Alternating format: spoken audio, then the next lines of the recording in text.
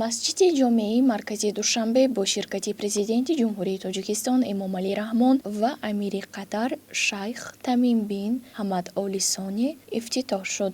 баъди шиносдоҳии кишвардорон барои таҳияи масҷид 2 ракат намоз хонда ба сафи корҳои анҷомдодашуда ки бо риояи суннатҳо ва нозукиҳои меъмории миллӣ иҷро шудааст баҳои баланд доданд, хабар медиҳад дафтари матбуотии президент.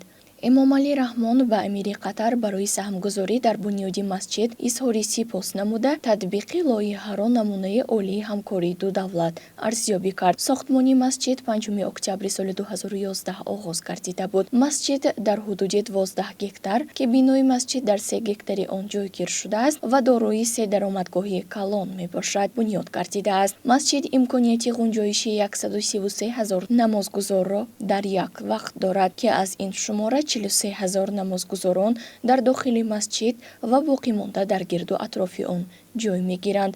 масоҳати ошёнаи якуми бино дар маҷмӯъ 18 444 метри мураббаъро ташкил медиҳад. дохили толорҳо то 14 000 метри мураббаъ қолини истеҳсоли ватанӣ қолинпӯш гардида шуда. дар қисми ҷанубу ғарбии толор намозгузории калон меҳроб ҷойгир шудааст. масҷид аз 4 манора бо баландии 74 метр, 2 манораи хурди ороишӣ бо баландии 21 метр, гумбази зебову мунаққиши калон бо баландии 43 метр ва 17 гумбази хурд бо баландии 35 метр иборат мебошад. калонтарин масҷиди душанберо эмомалӣ раҳмон ва амири қатар боз мекунанд.